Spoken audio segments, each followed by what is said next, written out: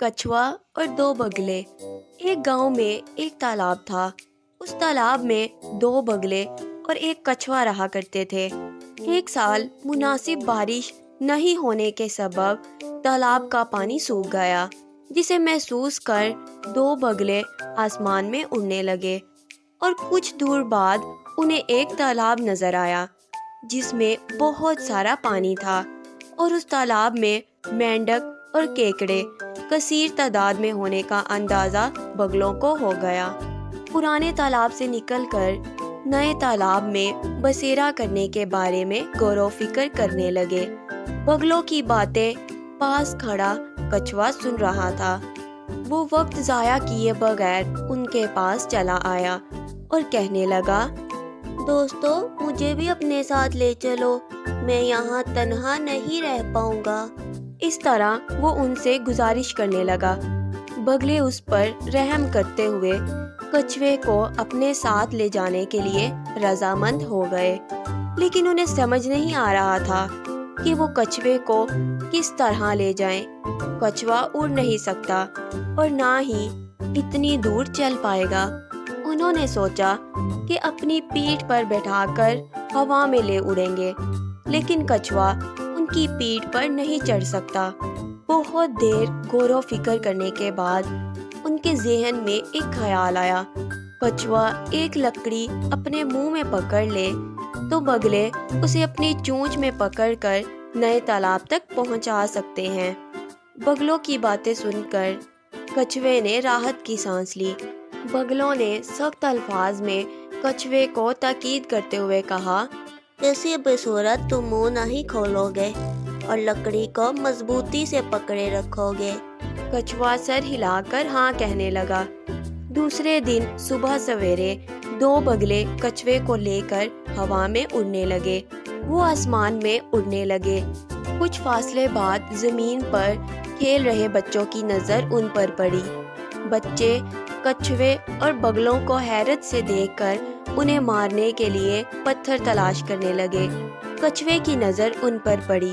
اس نے منہ کھول کر یہ بات بگلوں کو بتانی چاہی، لیکن منہ کھولتے ہی کچھوا نیچے گر گیا اور اونچائی سے گرنے کی وجہ سے اس کی جان چلی گئی۔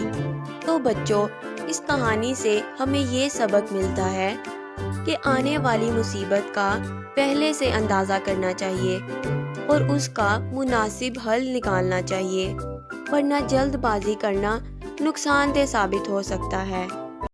الو اور طوطا۔ گرمی کا موسم آ گیا تھا۔ گاؤں کے جنگل کے پاس آم اور امرود کے درختوں پر پھل لگ گئے تھے۔ طوطوں کے گروہ ہمیشہ درختوں کے پاس گھومتے رہتے تھے، پھل کھاتے رہتے تھے۔ ان کی ٹیٹی کی آوازیں بند ہونے کا نام ہی نہیں لیتی تھی۔ شام ہونے والی تھی۔ سارے طوطے وہاں سے جا چکے تھے۔ ان سب طوطوں میں ایک لال رنگ کا مٹھو طوطا پھل کھانے میں مگن تھا۔ وہیں ایک سفید رنگ کا چنٹو کبوتر بھی تھا۔ لگتا ہے تمہارا پیٹ ابھی بھرا نہیں ہے۔ کیا کروں بھیا، آج دیر سے آیا ہوں، ابھی تو شروع کیا ہے۔ تم کیا جانے کی تیاری میں ہو؟ سورج ڈھلنے والا ہے۔ اندھیرا ہونے پر اپنا گھر ہی محفوظ جگہ نظر آتا ہے، کچھ نظر بھی تو نہیں آتا۔ جانا تو میں بھی چاہتا ہوں، لیکن کچھ پھل لے کر جاؤں گا۔ کیا رات میں بھی کھاتے ہو؟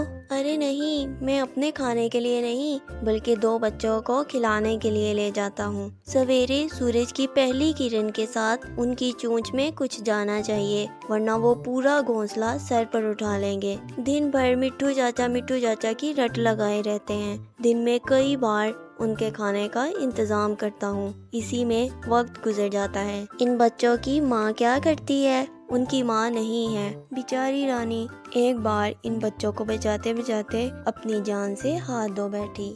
وہ بچے رانی کے ہیں؟ ہاں، رانی کے ہی بچے ہیں، اب میرے ساتھ رہتے ہیں، مجھے اپنا چاچا کہتے ہیں۔ مجھے بھی اپنے دونوں ننھے منھے پیارے بھتیجوں سے بڑا پیار ہو گیا ہے۔ سویرے سویرے ان کی چوچو سن کر دل خوش ہو جاتا ہے۔ ہاں، شاید اسی لیے کہا جاتا ہے کہ ایک نہ ایک ڈور سے کوئی نہ کوئی بندہ ہوتا ہے، جس کا کوئی بھی نہیں اس کا خدا ہوتا ہے۔ وہی خدا کسی نہ کسی بندے کو بھی بھیج دیتا ہے، جیسے ہماری ڈیوٹی لگ گئی ہے۔ ایک دن آؤں گا میں بھی تمہاری محفل میں، تمہارے بھتیجوں کا دیدار بھی مجھے کرنا ہے۔ اتنا کہہ کر چنٹو کبوتر اڑ گیا اور مٹھو طوطا اپنے بھتیجوں کے سویرے کے ناشتے کا انتظام کرنے لگا۔ سب پرندے چلے گئے تھے، اکیلا مٹھو بچوں کے لیے نرم پھل ڈھونڈ رہا تھا۔ شام ہو گئی اور بڑی مشکل سے ایک پھل ملا اور وہ اسے لے کر اپنے علاقے کی طرف اڑ گیا۔ راستے میں بڑے الو کٹو نے اسے دیکھ لیا۔ ارے بھیا، نائٹ میں تو ہم اڑتے ہیں، تم کیسے آج فلائی کر رہے ہو؟ تمہیں ٹھیک سے نظر نہیں آ رہا ہوگا، کہیں ایکسیڈنٹ ہو سکتا ہے۔ کٹو بھیا، بات تو صحیح کہہ رہے ہو، مجھے اتنی دیر نہیں کرنی چاہیے۔ ارے زیادہ ٹینشن مت لو یار، یہ کٹو کس دن کام آئے گا؟ اندھیری رات میں ہم تمہیں راستہ دکھائے گا۔ کم آن، فالو می، میں آگے اٹھتا ہوں، پیچھے پیچھے آ جاؤ۔ دونوں ساتھ ساتھ اڑنے لگے۔ کٹو بھیا، ایک بات بتاؤ، یہ انگریزی کہاں سے سیکھ لی؟ Very interesting. ایسا ہے، ایک بار ہم انگلش ٹیچر کے گھر کے باہر قریب ہی ایک درخت پر اپنا ہوم بنائے تھے۔ اسی درخت کے نیچے وہ ٹیچر بچوں کو انگریزی پڑھاتا تھا۔ پہلے ہمارے مائنڈ میں کچھ نہیں سمجھ آتا تھا، آہستہ آہستہ ہمیں انگریزی سمجھ آنے لگی۔ بھائی یہ سیکھ کر ہم بھی کٹر پٹر کرنے لگے۔ اب تو ہم انگریزی میں فلائی کرنا بھی جانتے ہیں۔ بھیا کچھ بھی کہیں، تم بھی بہت ارے کیا کہتے ہیں، انٹرسٹنگ، ہاں انٹرسٹنگ بندے ہو۔ یہ ہے ہماری کمپنی کا اثر۔ مطلب تھوڑی دیر کا ساتھ ملا اور ہمارے سے انگریزی سیکھ گئے۔ ڈیلی ملو تو ہم تم کو ماسٹر بنا دیں۔ یہی رات والا ڈر لگتا ہے، ورنہ ہم تو روز آپ سے ٹیوشن لیتے، بدلے میں امرود دیتے۔ اچھا بھیا، ہمارا ہوم آ گیا ہے، ہمارے جائے بغیر نوٹی بچے سوتے ہی نہیں۔ کٹو الو مٹھو طوطے کو پہنچا کر واپس لوٹ آیا۔ مٹھو طوطا اپنے گھونسلے میں پہنچ گیا۔ اس نے دیکھا ایک بچہ ٹونی اندر بیٹھا ہے اور دوسرا پپو نظر نہیں آ رہا۔ مٹھو طوطا پریشان ہو گیا۔ ارے ٹونی، پپو کہاں گیا؟ چچا، آج وہ بہت مستیاں کر رہا تھا، کہہ رہا تھا میں اڑنا جانتا ہوں، چچا مجھے نہیں سکھاتے، میں اکیلا اڑوں گا۔ میں نے اسے روکا تو وہ کہنے لگا تو یہیں بیٹھا رہ، میں ابھی سیر سپاٹا کر کے آتا ہوں۔ چچا وہ چلا گیا اور پھر لوٹ کر واپس نہیں آیا۔ ارے یہ تو بہت برا ہوا، پپو کو کہاں ڈھونڈا جائے؟ چنٹو کبوتر کو بلاتا ہوں۔ ٹونی تم ان کے ساتھ رہنا، میں پپو کو ڈھونڈ لوں گا۔ کچھ دیر بعد چنٹو کبوتر پپو کے پاس آ گیا اور پپو کی رکھوالی کرنے بیٹھ گیا۔ مٹھو طوطا پپو کو ڈھونڈنے نکل پڑا۔ رات میں اسے کچھ بھی سوجھ نہیں رہا تھا۔ پپو بیٹا کہاں ہو؟ پپو کہاں ہو بیٹا؟ مٹھو طوطا کی آواز سن کر کٹو الو اڑ کر اس کے پاس آ گیا۔ ارے مٹھو، پپو پپو کر کے کس کو سرچ کر رہے ہو؟ ارے کٹو بھیا، یہ میرا بھتیجا پپو کہیں چلا گیا ہے، اس کا کہیں پتہ نہیں چل رہا، میں بہت پریشان ہوں۔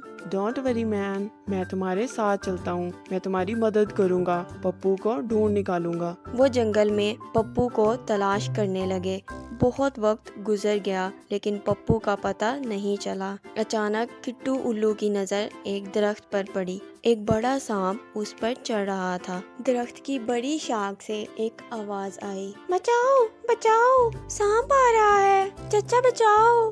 ارے یہ تو پپو کی آواز ہے، اسے بچانا ہوگا۔ آئی سی، مجھے ٹھیک سے نظر آ رہا ہے، جلدی آؤ، پہلے سانپ پر اٹیک کرو۔ کٹو الو اور مٹھو طوطے نے مل کر سانپ پر حملہ کیا۔ دونوں اپنی چونچ کے ساتھ سانپ کو مارنے لگے۔ وہ سانپ ڈر کر پیچھے جانے لگا۔